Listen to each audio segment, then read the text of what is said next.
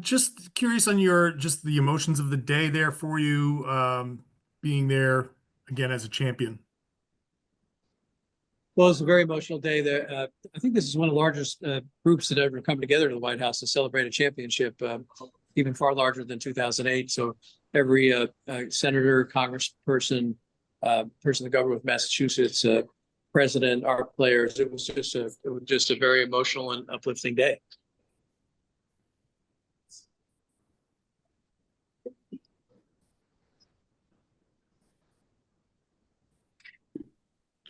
We'll check in. Next question for Steve, if you can raise your hand in the lower right-hand corner. We'll go Gary Washburn, Boston Globe. Hi, Steve. Was it it's kind of tough.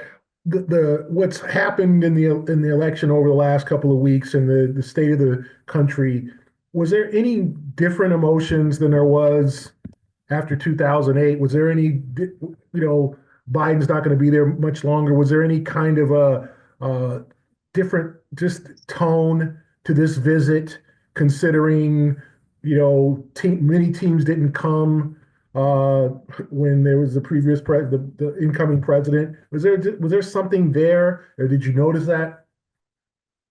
No, I think it was really just focused on a great celebration, and there are so many people from Massachusetts and Washington, and so many government representatives. Again, this was the most highly attended, I think, ever event that they've had for a championship team. So it was incredible, the crowd that was outside, and highly, emotional, kind of celebrating what these players did. And President Biden talked about all the things that we do off the court. We're actually here in the White House having meetings with the policy advisors now to talk about the things that Celtics United for Social Justice are doing, curbside care and other initiatives, how we could spread that nationally. So it's been a fantastic couple of days there. Everyone was all in, and Joe Biden himself was very excited and energized at the meeting.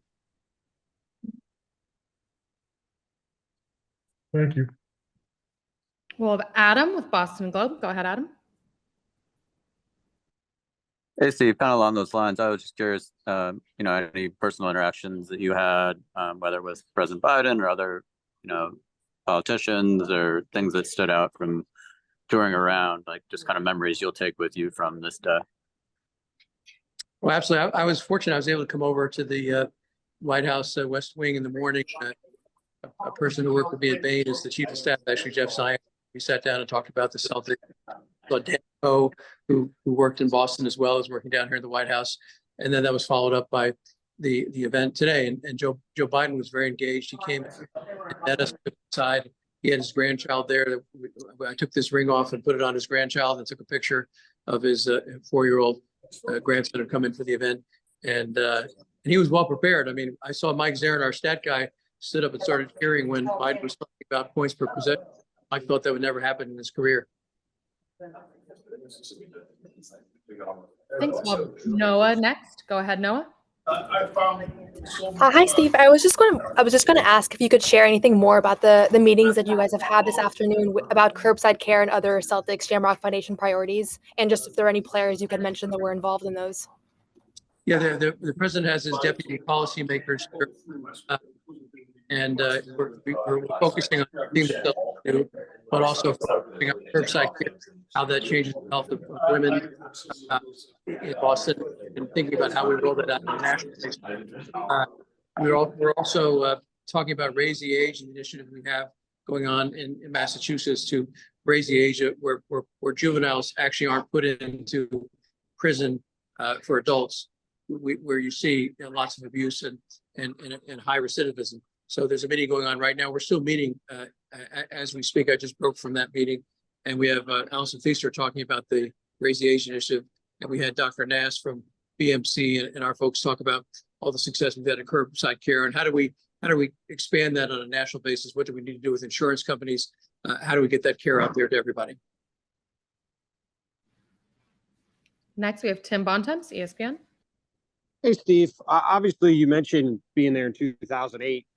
You and Wick were both there then. Obviously, you guys have been close to getting back here a bunch of times the last several years. I was just curious, now that you were able to get over the hump and win the title, what was it like to be back there today and to kind of be able to soak this in again? 16 years after the first time, and if any of the, obviously the stuff going on in terms of the sale of the team, if there was any thought in your mind about, sort of what the future would look like as part of it too, given everything you guys have going on all at once. Well, we're, the sale of the team, we're not focusing on that. We're really focusing on celebrating the championship.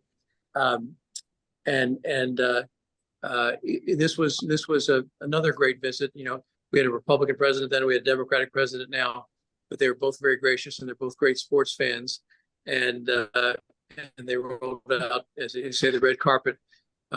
This event was a little different than last time because so many people showed up. They had to move it outside. We were nervous about the weather, but the weather held up. It was beautiful, and they had an amazing setting where we were staring at the Washington Monument at the back of the White House with the band playing.